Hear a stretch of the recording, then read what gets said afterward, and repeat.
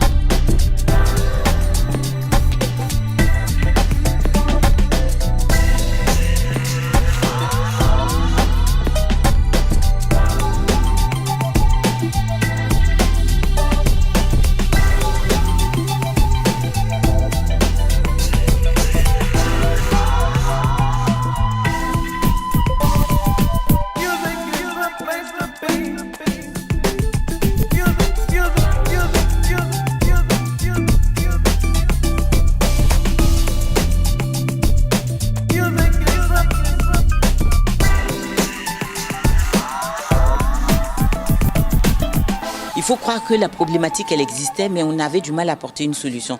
Et là, je suis vraiment contente parce que ça permet aux gens d'avancer dans leur projet, de pouvoir concrétiser leurs rêves, en fait. Alors, on est spécialisé en innovation et éco-extraction des végétaux d'Amazonie française.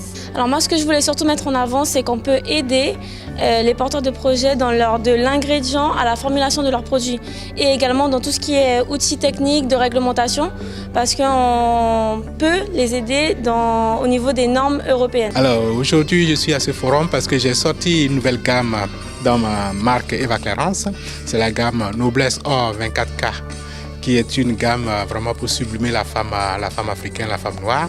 Donc sur cette gamme-là, j'ai travaillé sur une base, un complexe que j'appelle chez nous le complexe Or 24K, qui est composé de glutathium, vitamine C et un extrait de plantes africaines. C'est spécialement le Mitracarpus caber, qui est une plante extraordinaire parce qu'elle donne assez d'éclat sur la peau, elle repart la peau en même temps. Et dans ce complexe-là, il y a aussi des nanoparticules d'or qui permettent de driver les actifs au cœur de la peau. Donc là, pour redonner un peu d'éclat à la peau, pour la revitaliser, il n'y a pas besoin énormément de matière, effectivement. Et dans le même concept, j'ai deux produits à appliquer avant la douche qui sont à rincer. Ça marche un peu comme un masque. Donc c'est une crème avant douche et un lait avant douche qui sont faits à base d'extrait de piment. Le piment a l'effet de stimuler la circulation au niveau de la peau.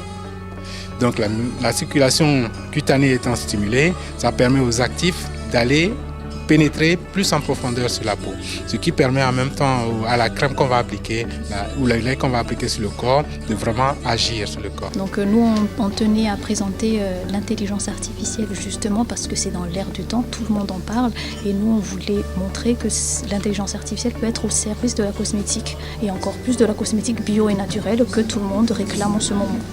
L'idée est d'appuyer le diagnostic de l'humain. L'humain restera toujours maître de son diagnostic, mais ça va appuyer, ça va justement faire en sorte qu'il puisse le faire plus vite, mais il sera toujours au centre du diagnostic et du conseil aux consommateurs. Donc l'analyseur de peau, en fait, il va fonctionner grâce à une imagerie en fait multispectrale. Donc il y a différents spectres de lumière qui vont passer en fait. Donc il y a la lumière RBB et la lumière UV.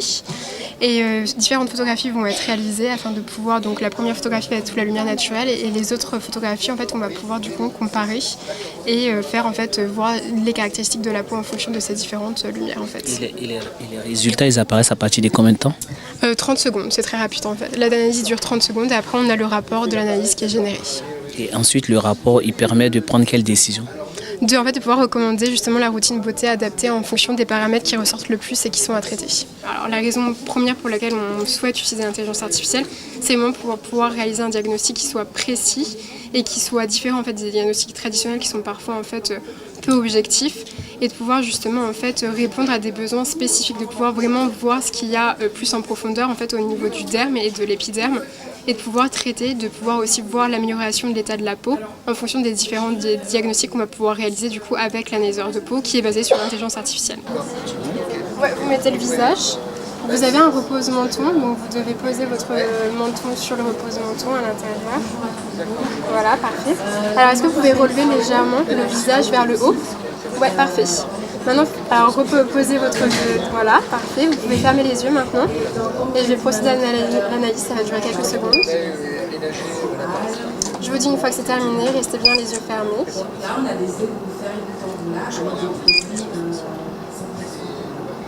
Oui, voilà, tout à fait. Oui, donc ce que je disais à monsieur, Ok, c'est parfait. Vous pouvez sortir. Vous pouvez nous montrer, tourner vers la caméra? Oui, je vais vous montrer. Là, c'est en train de procéder du coup à l'analyse. Mais justement, on voulait voir. Bah là, c'est bon en fait. Là, si vous l'analyse, elle a été réalisée. Et on peut voir du coup tous les différents paramètres qui ont été réalisés du coup. Donc là, en fait, on va venir étudier chaque paramètre et chaque analyse qui ont été faits. Et après, on va venir générer du coup, le rapport final qui permet de voir justement les points, en fait, les caractéristiques à traiter et recommander la routine adaptée. On s'engage à garder les données personnelles des gens, à les utiliser que pour leur suivi. Mais par contre, tout le monde est libre de nous demander de supprimer les photos. Donc là, il n'y a pas de, il n'y a pas de risque de divulgation des données. En France, le marché de la coiffure, c'est 2 milliards d'euros, donc c'est beaucoup d'argent. Il y a 100 100 salons de coiffure en France. Il y a 10 millions d'afros. Et il n'y a que 300 salons qui maîtrisent à peu près le cheveu crépus, sans même être formés avec une formation précise. Aux États, d'abord, je vais parler aux États africains. C'est que notre forêt tropicale, elle regorge d'une grande richesse, une richesse incroyable dont nous n'avons pas conscience et dont nous ne profitons pas au maximum. Donc ça fait qu'il y a des personnes, elles qui en sont conscientes, qui connaissent, qui font des recherches. Bon, je comprends qu'ils ont des gros budgets de recherche-développement aussi, c'est pas la même chose, mais l'État peut faire quelque chose. Certainement, alors je comprends que dans le cadre africain, tous les domaines sont prioritaires. Il y a la santé, il y a l'éducation et tout, mais voilà un autre domaine aussi vraiment qui peine. Donc chaque fois, et la personne, l'intervenante l'a dit, il y a plein de brevets qui sont déposés avec des plantes qui sont dans la forêt tropicale. Donc ça veut dire que les autres profitent d'une richesse que nous avons, dont nous n'avons pas conscience, et que même si on en avait conscience, on a peine à avoir les moyens pour développer. Dans le sens où des plantes en Côte d'Ivoire qu'on n'exploite pas, en fait on peut se rendre compte qu'à Madagascar, il y a des peuples qui peuvent utiliser exactement la même plante, une certaine partie, et soigner ou embellir une partie du corps, alors que physiologiquement c'est quasiment le même corps. Donc ça prouve bien une forme d'unicité dans cette diversité qu'est l'Afrique. Avec la même plante, on peut s'exprimer de différentes manières. Il y en a qui vont manger, d'autres qui vont s'en servir que pour soigner. C'est plus ça que j'ai vu, et je pense que même des enfants auraient pu participer à ce genre de masterclass, parce que ça nous fait comprendre qu'en fait il y a des codes, mais on peut voir les choses autrement. Une simple fleur qui paraît belle, on se rend compte que ça peut soigner des problèmes de peau, etc., et que c'est même prouvé scientifiquement.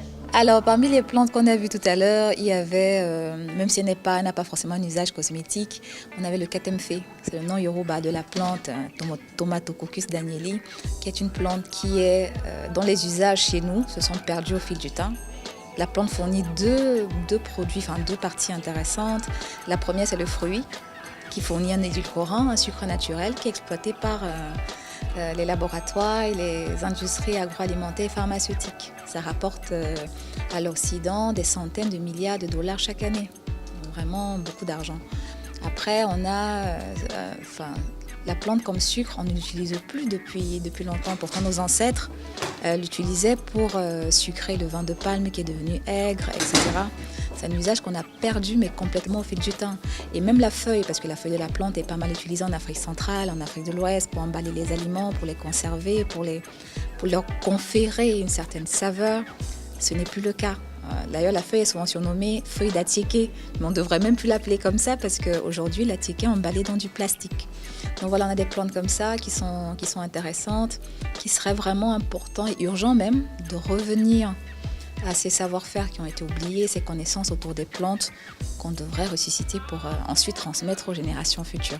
Donc moi, je fais vraiment appel aux États africains, aux banques de développement du business et de tout ça, de ne pas hésiter vraiment à accompagner les porteurs de projets. Je sais bien qu'il y a une sélection, on ne peut pas accompagner tout le monde, mais il ne faut pas vraiment, il faut pas hésiter.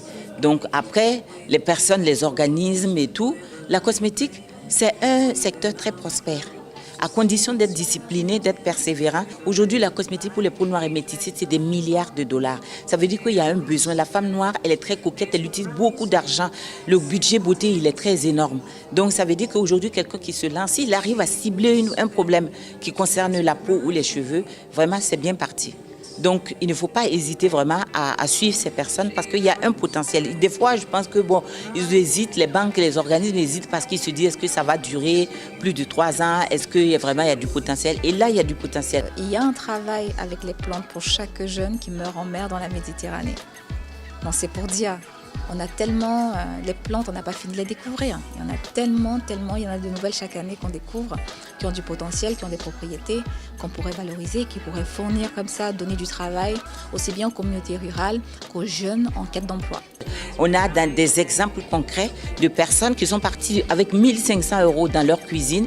Bien sûr, ça a été sur plusieurs années, ça n'a pas été overnight, mais des personnes qui sont parties avec 1 500 €, des petites recettes dans leur cuisine, aujourd'hui, ils sont multimillionnaires. Alors, mon intervention portait en fait sur la réglementation des produits cosmétiques sur le continent européen. Et c'est surtout d'accompagner à la fois les entrepreneurs, les consommateurs, sur la législation et pour les entrepreneurs de connaître en fait leurs obligations avant la mise sur le marché en Europe des produits. Alors, c'est vrai qu'on a parlé de beaucoup de sécurité des produits cosmétiques. La sécurité va faire penser évidemment aux bonnes pratiques de fabrication, mais la sécurité fait aussi penser à tout l'aspect toxicologique des substances. Toute substance, qu'elle soit naturelle, synthétique, a un effet en fait qui peut induire un effet néfaste pour l'organisme. Donc, c'est de déterminer en fait à la fois le risque de la substance, mais également le risque sur le produit, le risque du produit fini sur le consommateur. Nos spécialistes sont à vous. Avant de vous passer le micro, puisqu'on est à l'heure du storytelling, je vais un peu me raconter mon histoire, un peu. Je fais de la télé, je suis dans les médias depuis des années. Et quand je me déplace, quand je prends le métro, je vois beaucoup de femmes qui portent des perruques. Et je me dis, waouh, on a un problème. On a un vrai problème. C'est quelque chose qui est douloureux, vraiment douloureux. Mais en fait, on ne sait pas dans quel... Là, je me place en termes de consommatrice, hein, de personnes lambda. On dit, mais ils sont où?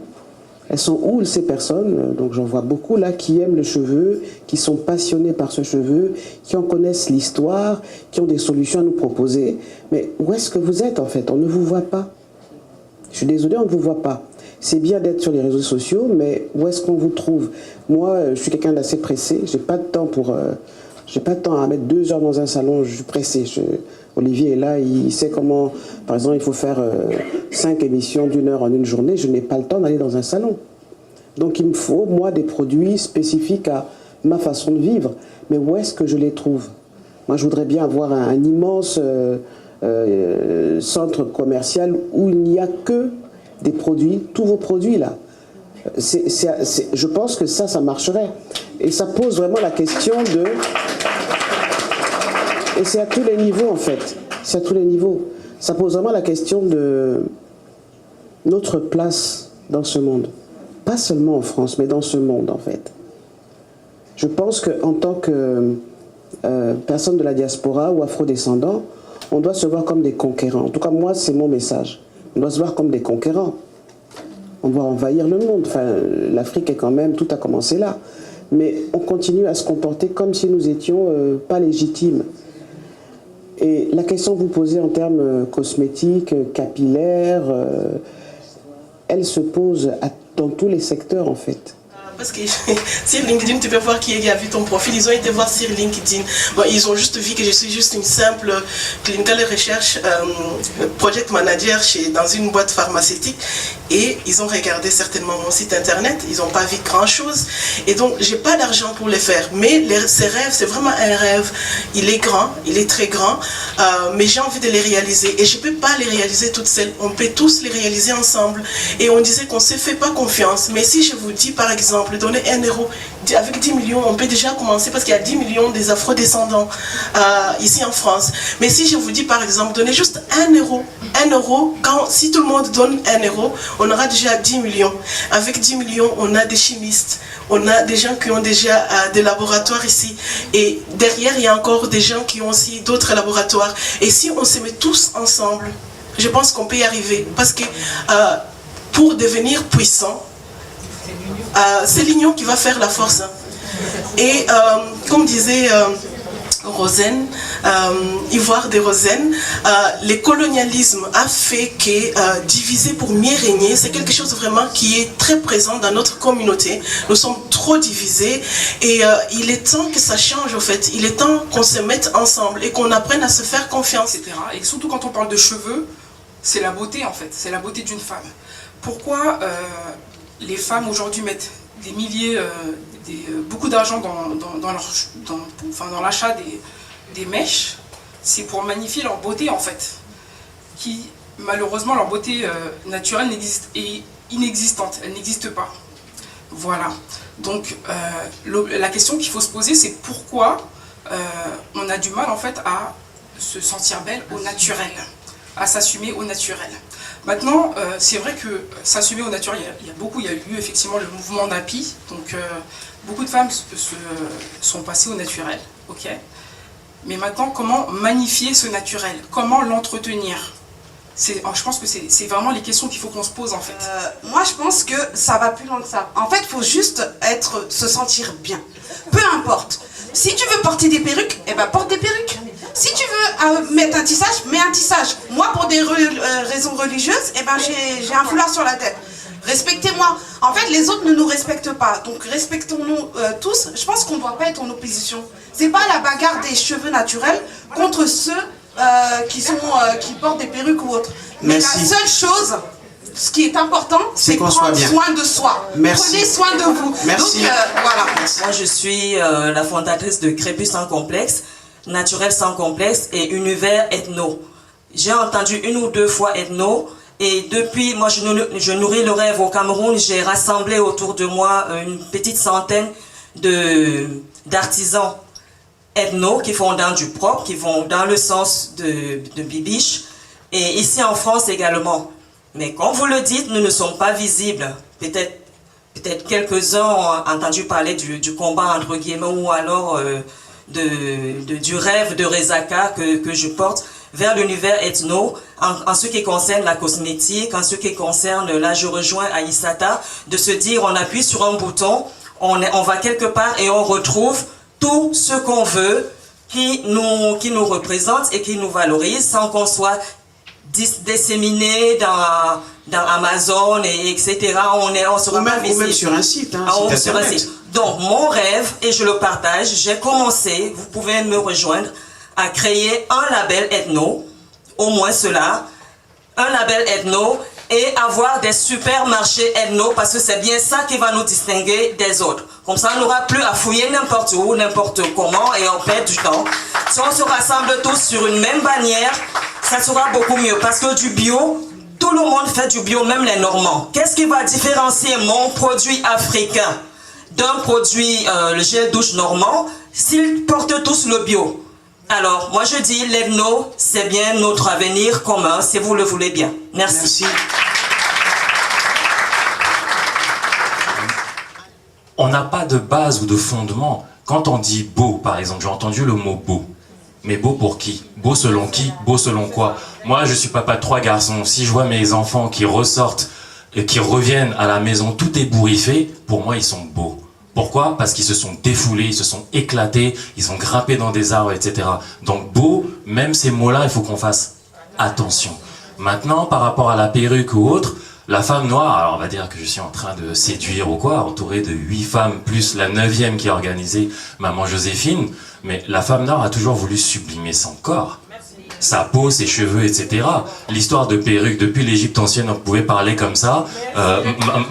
Comment dire, maman Eugénie Deki a un peu trop chaud, elle enlève, elle dépose, ça va choquer personne.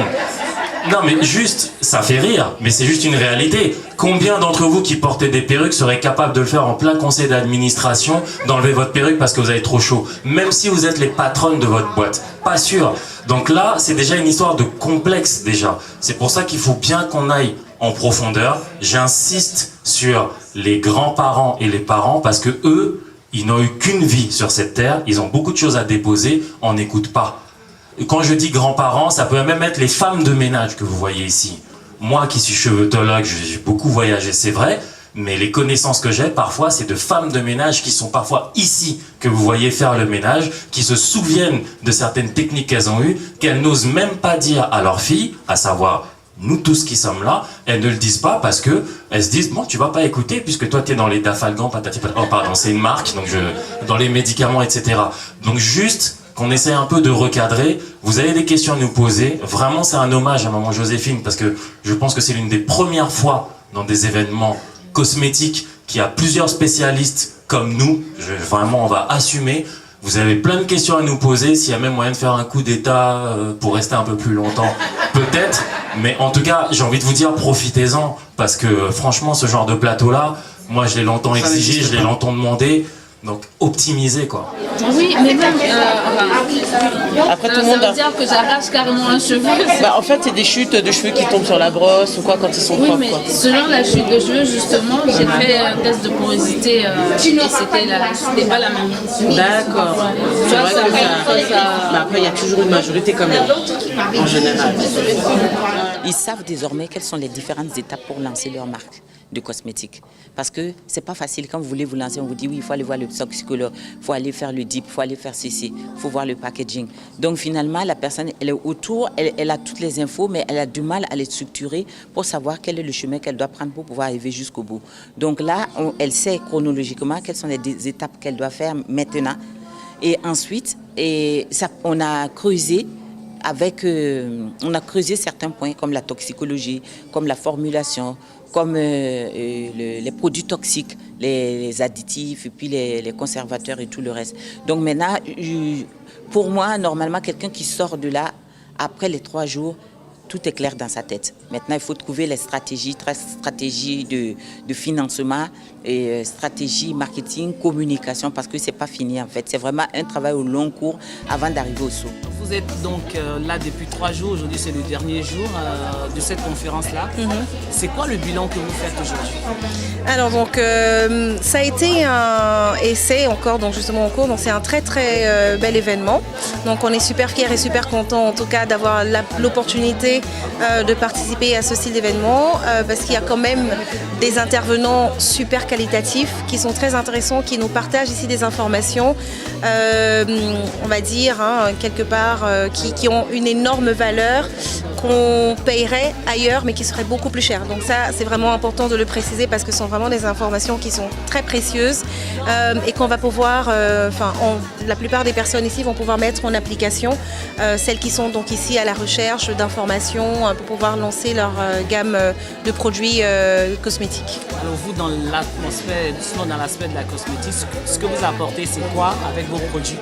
Alors donc moi ce que j'apporte ici c'est donc une solution pour les peau noire, mate et métissée spécifiquement, donc tout type de peau, mais surtout pour les peaux sensibles. Donc j'apporte vraiment une réponse pour les peaux sensibles, puisqu'on a du mal, et quand je dis on, j'ai également une peau sensible, donc on a vraiment du mal à trouver des produits qui sont adaptés d'abord à notre couleur de peau, donc aux peaux noires, mate et métissées, et en plus qui sont donc adaptés aux peaux sensibles. Donc voilà, ça c'est vraiment quelque chose que je vais venir apporter ici comme réponse, mais surtout donc des produits qui sont 100% naturels et qui soient d'origine biologique, vegan et éco-responsable. Il y a beaucoup de travaux qui sortent et beaucoup de recherches qui sont faites et qui restent dans les tiroirs parce que les gens n'ont pas de visibilité.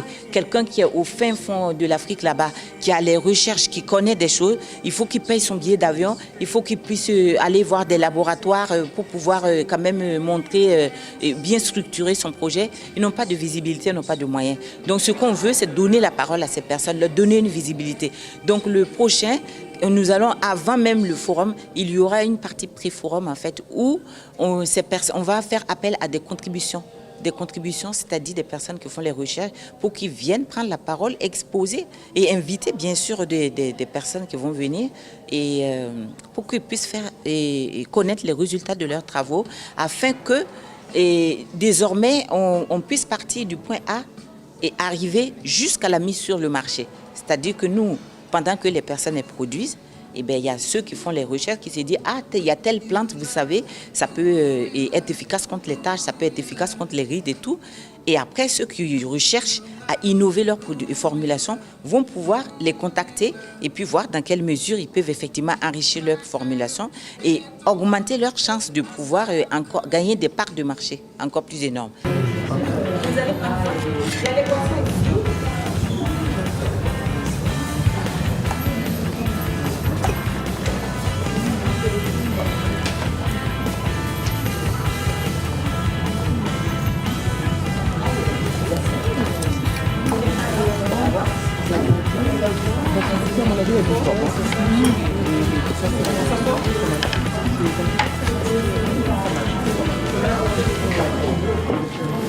Nous sommes donc à la fin de la deuxième partie du FINCOL, le Forum international pour les peaux noires et métissées cheveux texturés. On a été très ravis de vous présenter cette émission-là, une émission internationale, une émission qui parle d'un forum international. Et je vous le dis toujours, l'information économique doit être au cœur du développement pour votre entreprise et les autres, l'amour et le pardon au cœur de votre vie.